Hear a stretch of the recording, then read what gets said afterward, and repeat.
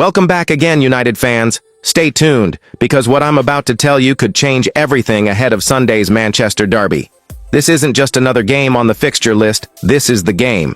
The clash that sets the tone for the season, the battle that sends a message to the rest of the league. Manchester United walk into the Etihad with injuries, fitness doubts, but also a huge lift with some crucial names returning. Make no mistake, weeks like this define entire seasons, and Ruben Amorim knows it better than anyone. After a rocky start to the Premier League campaign, with just one win from the opening three, Amorim has had 2 weeks to rally his squad, reset the mindset, and sharpen the tactics. And let's not forget, City have already been bruised this season by Brighton and Tottenham. Could United really be the team to hand Pep Guardiola a third defeat inside a year at the hands of Ruben Amorim? That's the golden question hanging in the air right now, and fans across the world are daring to dream. Let's start with the big headline. Noussair Mazraoui, the Moroccan machine. Last season, under both Ten Hag and Amorim, he was a relentless force, playing an eye-watering 57 games before that cruel injury on the final day against Aston Villa. Now he's back, he's fit, and he's hungry. He made his return in the dramatic 3-2 win over Burnley, and his presence instantly gave United's backline stability and energy.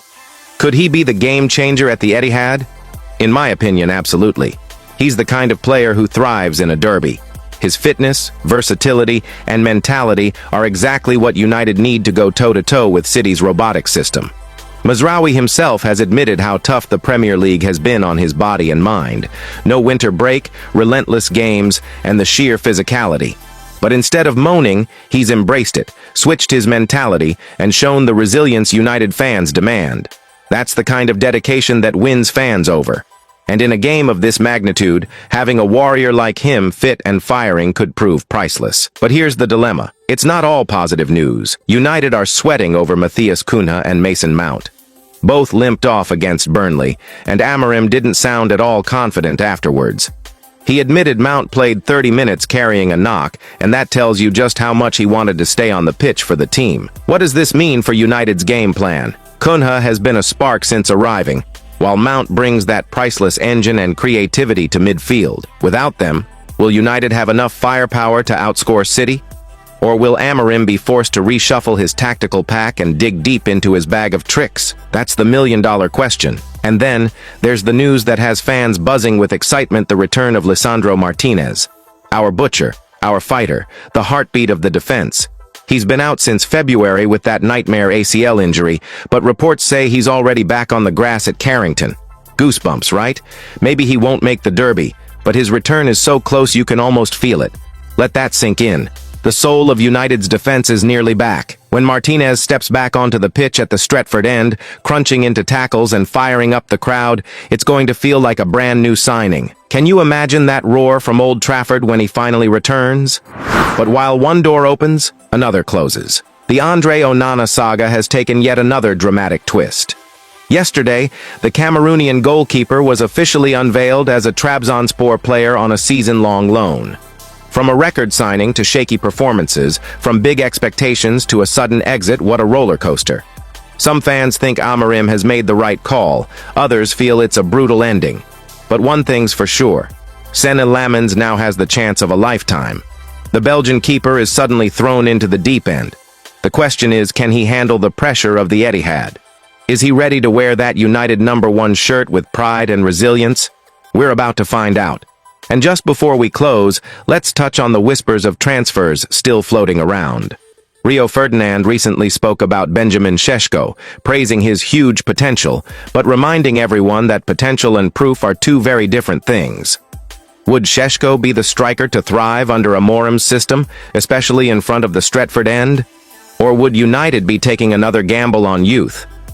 These are the kind of questions the club must answer in the months ahead.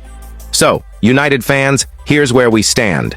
Mazraoui is back, Martinez is nearly there, Mount and Cunha are question marks, Onana has gone, and Lammens has the spotlight. The derby is looming large. Can Amorim outwit Pep for the third time in 1 year? Can United's resilience shine through at the Etihad? And most importantly, are we about to witness the moment this season truly kicks into life? Meanwhile, this morning, all eyes were on Carrington as Manchester United players returned from the international break with one mission on their minds: to be fully ready for the huge Premier League clash against Manchester City at the Etihad Stadium on Sunday. The training ground was buzzing with energy, determination, and focus as the squad reunited under Ruben Amorim, who, make no mistake, is preparing to unleash some fresh tactical plans that could dismantle Pep Guardiola's defense in the derby. Players came back from representing their countries across the world, and the mood at Carrington was absolutely electric. You could feel the hunger in the air. Everyone knows what's at stake when you play Manchester City, and United's stars looked confident, sharp, and hungry to secure another 3 points in the league. That's exactly the kind of mentality the fans want to see.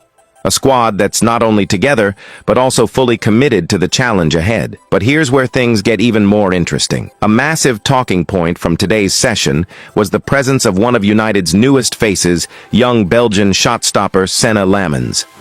This was his very first training session at Carrington since joining the Reds in the summer, and let's just say he didn't disappoint. Those who watched him closely will tell you that his agility, reflexes, and sheer shot-stopping ability stood out right away. He's got that natural confidence about him, the kind that you can't teach.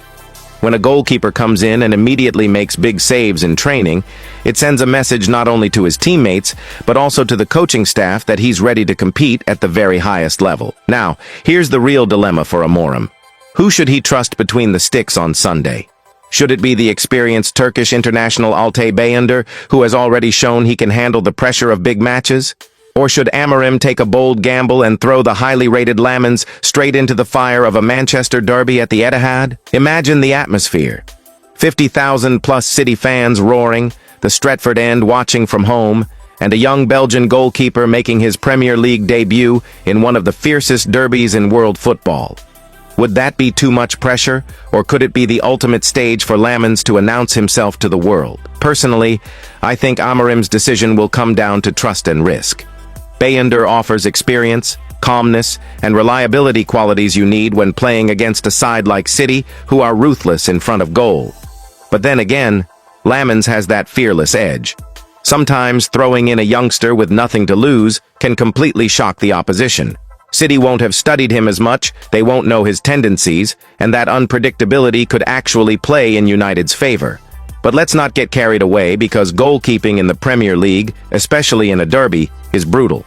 One mistake, and the critics will be on your back instantly. That's the reality of English football.